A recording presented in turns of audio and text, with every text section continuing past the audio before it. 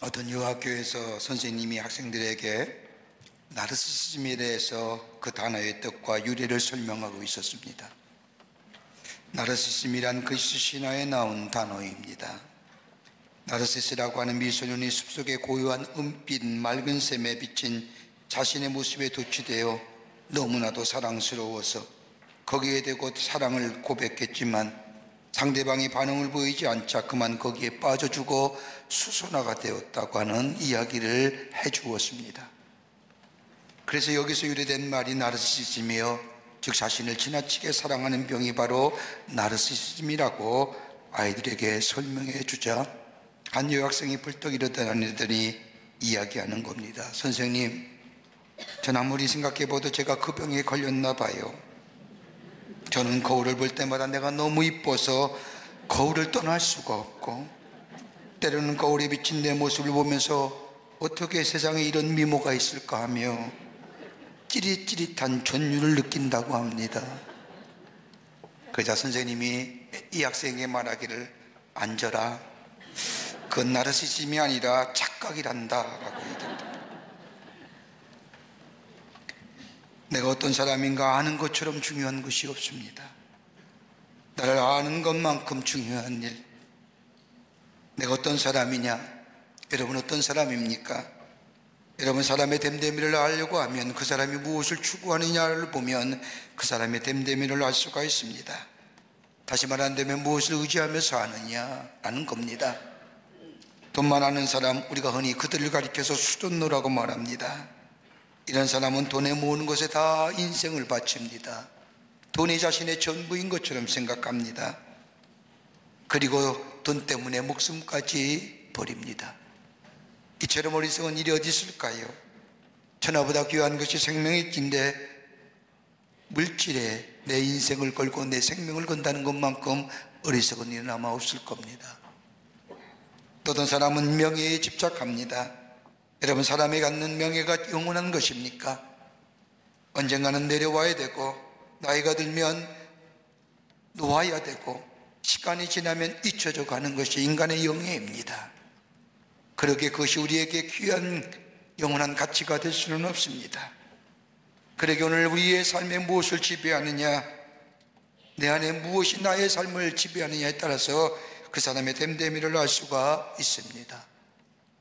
오늘 본문의 말씀은 예수님 당시에 종교 지도자들인 바리새인들과 서기관들을 향하여 말씀하신 예수님의 교훈의 말씀입니다. 일명 예수님의 잠언입니다. 여러분, 잠언이라고 하는 것은 진리가 담겨져 있는 말씀이 있지요.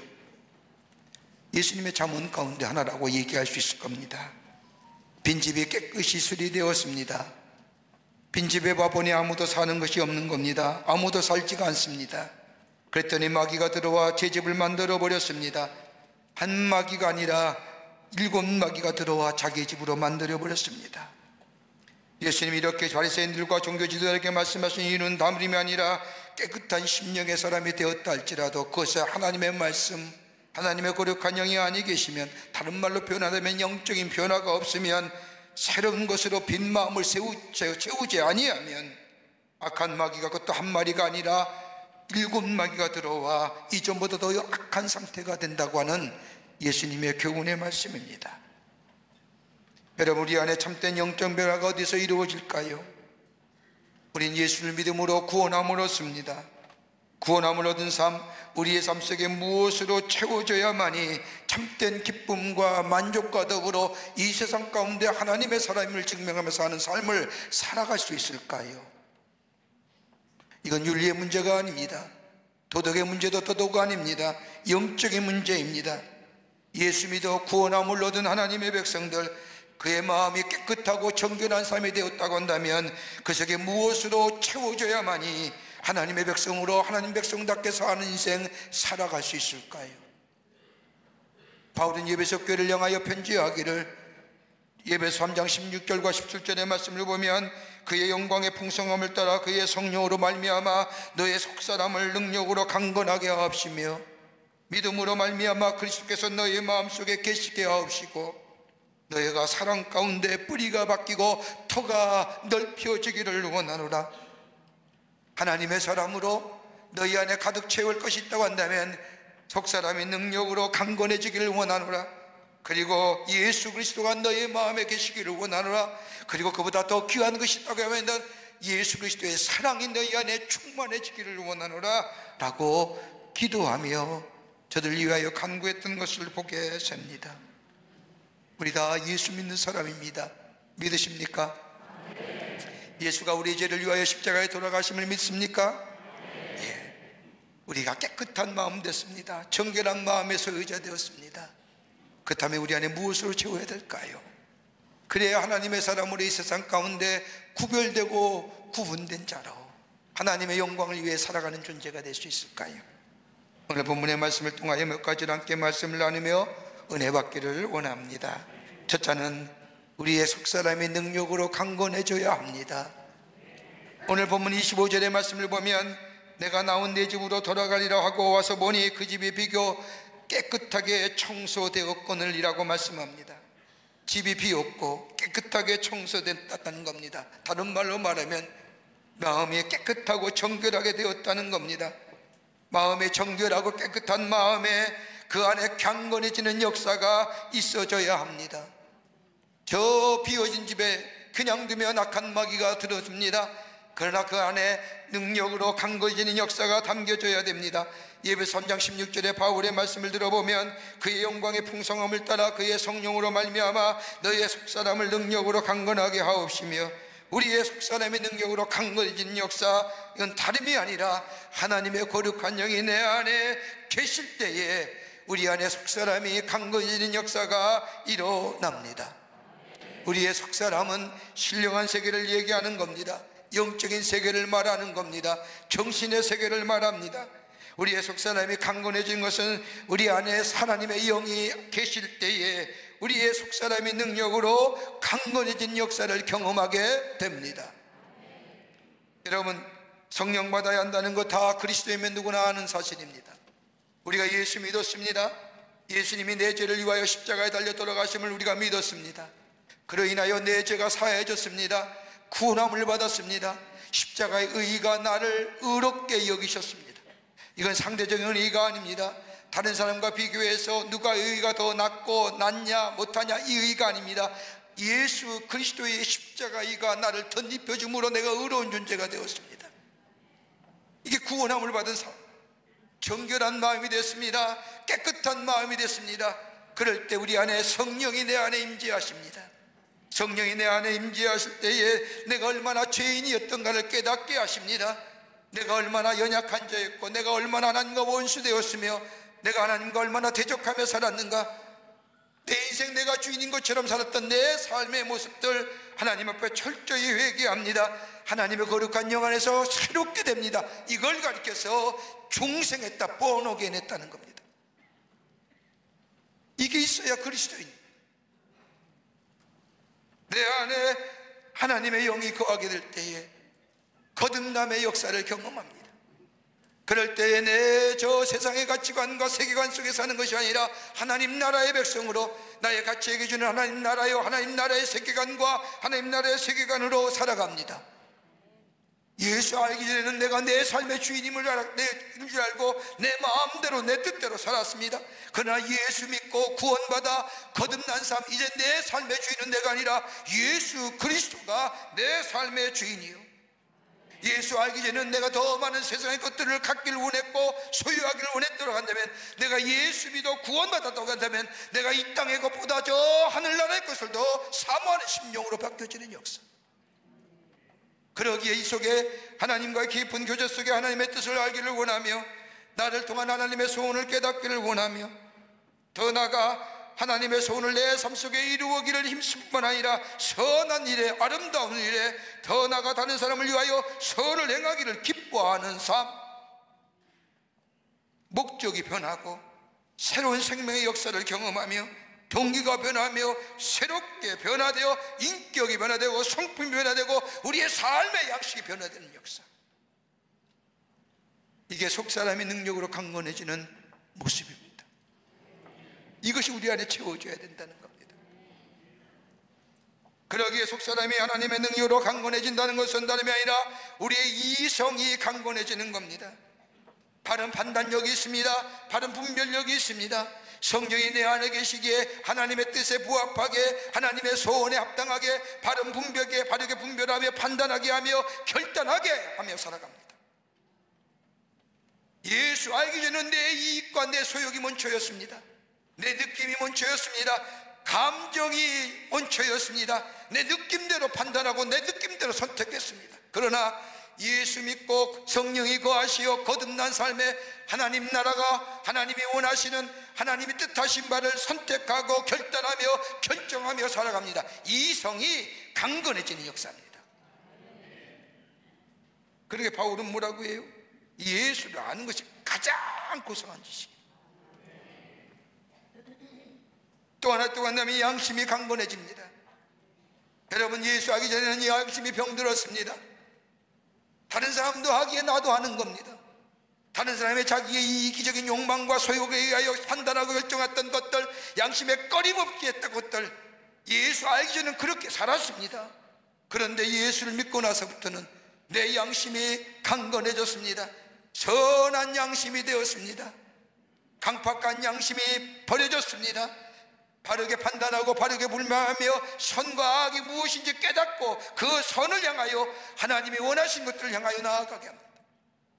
양심이 꺼리끼는 것은 행하지 않습니다. 더 나아가 우리의 신앙의 의지를 강건해지게 합니다. 실천적 의지가 내 안에 있게 됐다는 겁니다. 하나님의 말씀을 들었습니다. 듣는 것으로 그친 것이 아니라 내 마음에 새겼습니다. 그리고 새길 뿐만 아니라 내 삶 속에 실천하여 행함으로 옮겨져 약속의 성취를 누리는 삶으로 변해지는 겁니다. 교회 문만 나서면 잊어버리는 존재가 아니라 간혹가다 묻습니다. 뭘 말씀 들었습니까? 은혜 받았습니까? 은혜 받았습니다 하고 나갑니다. 무슨 은혜요? 글쎄 은혜 받았습니다 라고. 그거 아니에요. 말씀을 들었습니다. 마음에 새겼습니다. 내 삶의 현장 속에 실천합니다.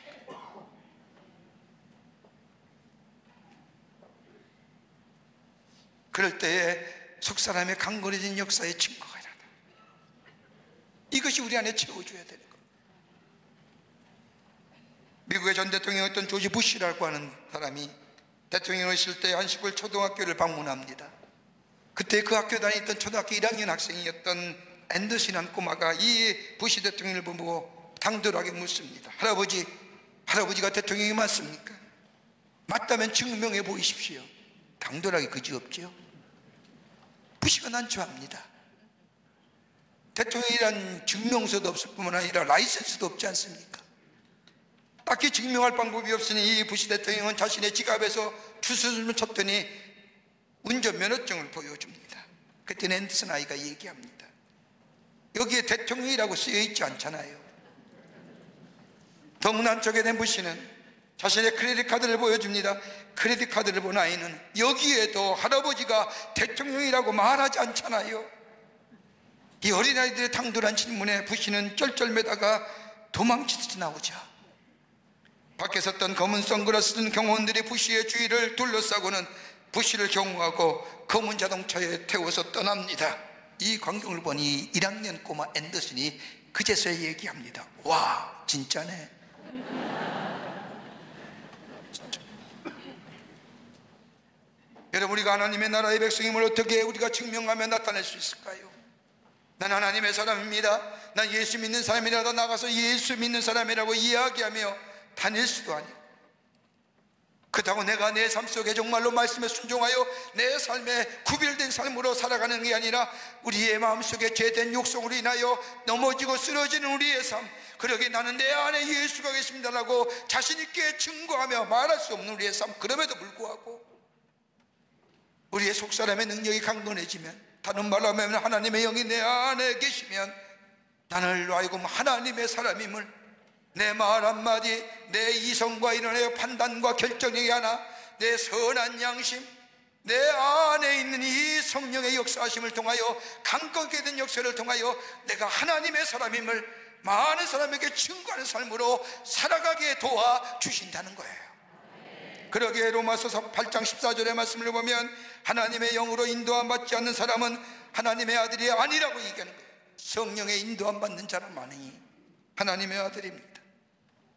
이게 바로 예수 그리스도의 십자가의 보혈로 깨끗게 된 자에 있어야 할 하나님의 놀라운 은혜, 이것이 있게 될 때에 내가 하나님의 사람임을 증거하며 하나님을 높이는 자의 삶으로 살아가는 존재가 됩니다. 오늘 세미나 집회에 가서 교인들하고 같이 말씀을 나누면서 여러분, 기도의 정의가 무엇입니까? 여러분이 기도를 어떻게 정의하실 겁니까? 우리가 흔히 얘기한 것처럼 기도는 뭐 하나님과의 대화요, 호흡이요, 이런 정의 말고 여러분이 삶 속에서 경험한 기도의 정의가 무엇입니까? 라고 묻자 같이 대화하는 시간을 통하여 얘기해보자 하니까 얼마나 은혜를 받았는지요.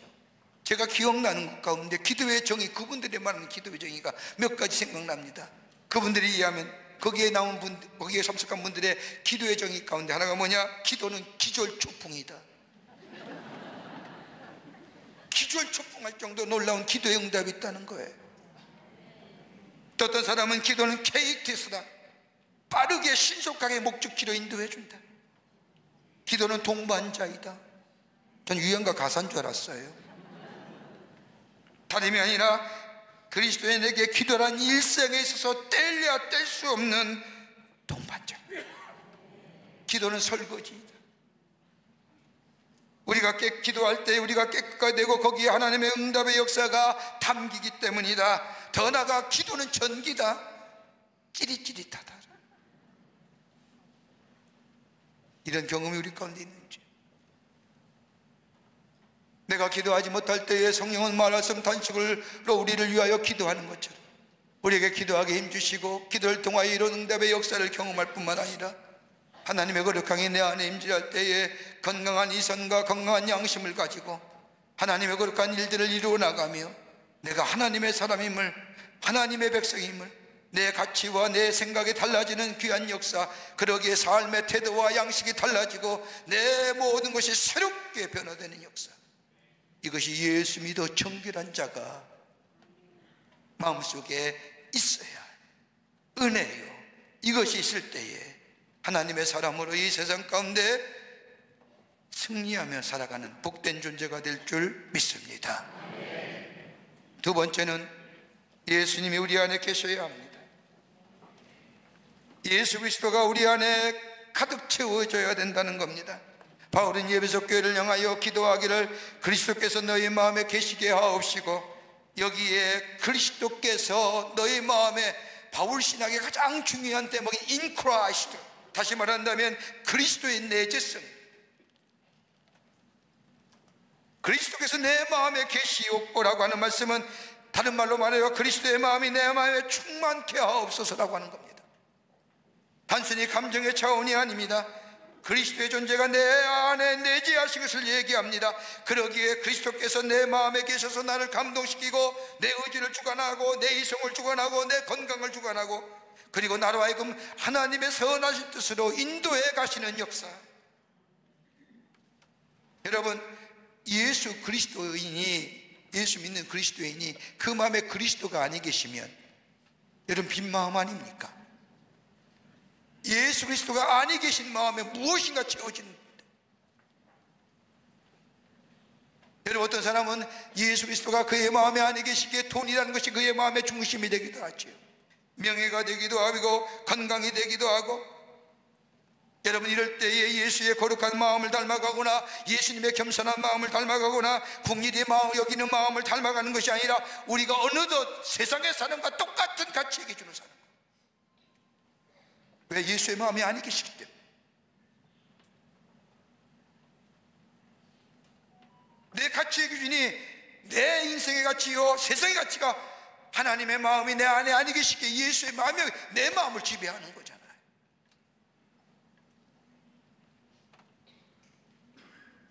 그리스도의 마음이 우리 안에 계시기에 없다고 하는 말씀은 다른 말로 말하면 성령이 충만하게 하시옵소서라고 하는 말로, 성령의 인도 안 받는 것이 아니고 받는 것으로 끝나는 게 아니라 충만한 역사, 충만한 힘을 흘러넘치는 거예요. 이 마음이 우리 안에 계시게 하옵소서. 여러분, 베드로 보십시오. 베드로는 예수님과 더불어 3년의 세월을 보냈습니다. 예수님의 수제자라고 생각했습니다. 여러분, 마태복음 16장 이하의 말씀을 보십시오. 베드로가 위대한 신앙의 고백을 하지 않습니까? 주는 그리스도시요 살아계신 하나님의 아들입니다. 여러분, 이처럼 훌륭한 신앙의 고백이 어디 있을까요? 아마 우리가 매일매일 예배 때마다 고백하는 사도신경의 함축된 한 문장의 주님을 향한 고백일 겁니다. 주는 그리스도시요 살아계신 하나님의 아들입니다. 하나님의 아들이요 우리의 구원자요 메시아 되십니다라고 하는 이 고백을 들은 예수님께서 얼마나 기쁘셨는지, 내가 네 반석 위에 교회를 세우리라. 그리고 나서 하신 말씀을 보면 베드로를 향하여 예수님 말씀하기를 이 고백은 하나님께서 내게 알게 하신 것이다 라고 말씀합니다. 다시 말하면 성령께서 베드로로 하여금 그러한 신앙 고백을 하게 하셨다는 겁니다. 예수님이 누군지 알게 하시고 깨닫게 하시고 고백게 하셨다는 겁니다. 여러분, 성령 받은 자만이 고백하는 거예요. 그런데 이런 베드로가 어떻습니까? 주님을 모른다고 3번씩이나 부인하지 않습니까? 성령 받았어요. 예수 믿었잖아요. 예수를 3번씩이나 모른다고 부인한 이 베드로, 저 고향으로 낙경하여 디베랴 바닷가에서 고기를 잡습니다. 부활하신 주님이 찾아가셔서 그를 위로하고 격려하고 회복시켜 주십니다. 그리고 이 베드로는 다시 예루살렘에 들어와 주님이 하늘나라 승천하신 후에 주님이 말씀하신 대로 성령을 기다리게 됩니다. 그때 뭐예요? 성령의 충만함을 받습니다. 오순절의 다락방 사건을 경험하잖아요. 그리고 나서 사도행전 3장 이후의 말씀을 보면 베드로가 하나님의 말씀을 전합니다. 여러분, 공부한 사람도 아닙니다. 예수님을 3년 동안 따라다녔습니다. 예수에 관하여 하나님의 나라여 충분히 배웠습니다. 그런데 성령을 받았을 때에는 담대하게 능력 있는 자가 전하는 자가 되지 못했지만 성령의 충만함을 받게 될 때에 그가 저 많은 사람 앞에 예수 그리스도를 관하여 증거할 때, 여러분, 그가 설교한 그 설교의 단어 수가 몇 개냐면 무려 문자적으로요 500자입니다. 그런데 500자가 외쳐지는데 몇 명이 회개해요? 3,000명이 회개합니다. 어떤 연설가가 이렇게 연설을 할 수 있을까요? 500자의 이야기를 듣는 순간 사람들이 회개하고 예수 믿기로 결단하고 3,000명이 회개하여 주님 앞에 나옵니다. 성령이 충만하지 아니하면, 하나님의 영이 그의 마음에 충만하지 아니하면 예수 그리스도의 마음이 그의 마음에 충만하지 않아요. 그러기에 예수 그리스도의 마음에 충만하면 용기가 생깁니다. 담대함이 있습니다. 거기에 변화가 생겨나고 거기에 겸손함이 있고 거기에 능력 있는 사람으로 살아가게 하여 주십니다. 다른 사람의 이야기를 들으면, 다른 사람의 아픔을 보면 같이 아파할 수가 있습니다. 다른 사람의 슬퍼하면 슬퍼할 수가 있습니다. 저 지구 건너편에 일어났던 저 리비아의 홍수 사건이나 그 밖에 지진의 사태를 볼 때마다 그 나와 관계없는 일이야, 머나먼 일이라고 외면하는 것이 아니라 그 일을 만날 때마다 들을 때마다 같이 아파하며 저 또한 하나님의 백성이기에 하나님 저들에게 국민을 낳게 해달라고 기도하는 사람이 됩니다. 이게 그리스도의 마음이에요. 그러게 바울은 빌립보 교회를 향하여 편지하기를 너희 안에 이 마음을 품으라. 예수 그리스도의 마음이니, 겸손한 마음, 긍휼히 여기는 마음, 사랑과 자비와 양선의 마음, 하나님의 영이 내 안에 충만케 하여 될 때에, 예수 그리스도의 마음이 내 안에 충만해지게 될 때에 다른 사람의 아픔이 나의 아픔으로 여겨지며 다른 사람의 슬픔이 나의 슬픔으로 여겨지며 함께 슬퍼할 뿐만 아니라 다른 사람의 기쁨이 함께 기뻐할 수 있는 존재로, 감정의 이입이라고 얘기하지요. 그럴 때 내가 하나님의 사람, 저는 정말 예수 믿는 사람이야, 저 안에 하나님이 계시오, 저 사람 예수 믿는 사람, 깨끗한 심령에 그리스도의 마음이 내 안에 충만케 될 때에 하나님의 높임을 받으시고 하나님의 사랑으로 구별된 자로 이 세상 가운데 선한 영향력을 미치는 복된 심령이 될 줄 믿습니다. 끝으로 예수의 사랑이 내 안에 채워져야 돼. 정결하고 깨끗한 우리의 심령들, 여러분, 우리가 구원받았습니다. 구원은 이례적 사건이 아닙니다. 매일매일 구원받는 겁니다. 요한에서가 말한 것처럼 어제 구원받았습니다, 오늘 구원받았습니다, 내일도 구원받을 것입니다. 구원은 매일매일 우리 가운데 있어져야 됩니다. 여러분, 우리가 얼마나 한번 구원받았다고 죄 안 짓는 거 아니지 않습니까? 우리의 욕심이 넘어져 가지 않습니까? 우리 욕망에 넘어지지 않습니까? 그럴 때마다 십자가의 의 앞에 나와 용서함과 그리고 회개함을 통하여 구원함을 얻습니다. 정결하고 깨끗한 마음이죠. 이 안에 뭘로 채워요? 예수 그리스도의 사랑이 내 안에 채워져야 되는 겁니다.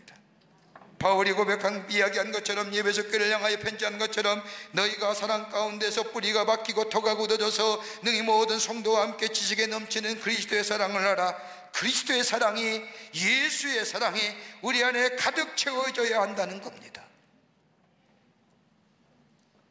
피터 앤슨이라고 하는 미국의 예방학자가 이야기하기를, 우리 요새 건강에 대한 관심이 많습니다만, 건강하려고 하면 적어도 3가지 것을 주의하라는 거예요. 하나는 뭐냐? 적절하게 음식 먹으라는 거. 많이 먹지 마세요. 배 터지게 먹지 마세요. 그거 건강에 별로 좋은 거 아닙니다. 배 터지게 먹고 뭐예요? 운동하잖아요. 그거 왜 운동해요? 적게 먹으면 운동 안 해도 되잖아요. 왜 살 빼려고 했어요? 그렇게 배 터지게 먹고. 안 먹으면 되잖아요. 적절하게 먹으라는 거예요. 안 먹지 말라요. 적절하게. 또 하나 있다고 한다면 적절하게 운동하라는 겁니다. 운동 안 하면 안 되죠. 운동하셔야 됩니다. 또 하나 있다고 한다면 해로운 습관을 버리라는 겁니다. 불필요하고 해로운 습관들, 게으름과 무절제한 생활과 화와 술 먹는 거, 이런 것들 버리는 거예요. 근데 피터 헨슨의 예방학자에 의하면 이것 가지면 50%의 건강은 보장된다는 거예요. 나머지 50%는 뭐예요? 내 안에 사랑이 있으면 돼요. 사랑을 주고 사랑을 받으면 사랑의 관계성이 이루어집니다. 그럼 간혹 가다가 예배 마치고 이렇게 나가시는 보면 어린아이들 갓난아기 안고 온 부모들이 많아요. 감사하죠. 우리 교회는 볼 때 얼마나 이쁜지요. 얼마나 이뻐요. 이쁘면 이뻐서 목사님 기도해 주세요. 오늘 처음 교회 나왔어요. 부모의 품에 안고 나오는 간혹 보면 다 자요. 깨어있는 애가 별로 없어요. 다 자요. 그 위에 손을 얹고, 손을 얹을 수가 없어서 사람들 많이 만났으니까요. 손을 얹고 다리나 이런 데 얹고 기도하는 거죠. 근데 그렇게 이뻐요. 근데 그렇게 잠자는 모습이 편안할 수 없어요. 왜요? 부모의 사랑을 느끼죠. 엄마의 심장의 박동소리 들으며 잠, 거기에 안정과 평화를 누리는 거예요. 사랑을 느끼는. 내 안에 예수의 사랑이 있다고 한다면 다른 사람과 사랑할 수 있지 않습니까? 내 안에 예수의 사랑이 있다면 다른 사람에게 손 내밀 수 있지 않습니까? 그리스도의 사랑이 나를 얼마나 하나님의 사람으로 새로운 존재로, 새로운 존재의 양태로 바뀌어주시고, 예수의 십자가의 사랑, 그것에 나타난 하나님의 사랑이 아니었더라면 나는 영원히 죄로 말미암아 죽을 수밖에 없는데, 죄의 영벌 속에 살 수밖에 없는 우리들, 그래 나에게 그 십자가의 사랑을 우리에게 허락하여 주셔서 나를 새롭게 하시고, 나를 당신의 자녀로 삼아주시고, 나에게 영원한 약속을 허락해 주시고, 영생을 허락해 주시고, 그것으로 그치는 것이 아니라 이 땅에 살면서 그 사랑의 빛을 내 삶 속에 지속적으로 비춰주시는 그 하나님의 사랑을 생각할 때마다 내 안에 감사와 감격이 넘쳐나는, 그 사랑이 내 안에 있어야 돼. 그 예수 그리스도의 사랑이 어떠한 사랑이냐? 바울은 예배소 3장에 하나님의 사랑에 대하여 3차원적으로 우리에게 설명합니다. 그리스도의 사랑을 알아 그 넓이와 길이와 높이와 깊이가 어떠한 줄을 깨닫기를 원하노라. 그냥 하나님의 사랑, 그리스도의 사랑이 아니라 그 넓이, 길이, 높이 어떠함을 깨닫는. 하나님의 사랑이 어떤가요? 얼마나 넘습니까? 세계 모든 사람을 다 품으시는 사랑. 얼마나 깊습니까? 그 사랑의 깊이가 얼마예요? 어떤 죄를 졌다도 하나님 앞에 돌아오는 자는 용서해 주시는 그 사랑, 그 넓이는요 모든 것을 다 푼 것이. 그 사랑이 내 안에 있을 때 내 삶이 뭐예요? 매일매일 새로워지는, 그 사랑이 나를 감격해 해요. 그 사랑이 나를 구원해요. 그 십자가의 사랑으로 나타난 하나님의 사랑이 나를 매일매일 힘있는 존재로 감사와 감격 가운데 내 삶 속에 역동성과 생명력과 새로운 창조 역사를 일으킵니다. 용서하십시오. 그 나이에 누가 당신을 사랑하시겠습니까?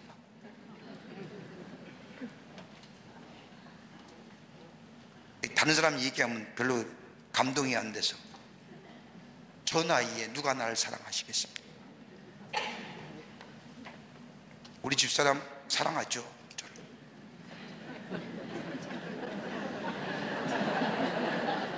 누가 날 사랑할까? 하나님의 사랑, 그 영원한 사랑밖에. 그 사랑을 깨닫는 거예요. 그 사랑이 내 안에 있으면 내 안에 감사가 있잖아요. 감격이 있잖아요. 생명력이 넘쳐나는 거예요. 이 생명력이 나로 하여금 창조성을 만들어줘요. 이 십자가에 나타난 바 하나님의 사랑이 내 안에 충만케 되는 역사. 그럴 때에 새로운 존재가 되는 거예요.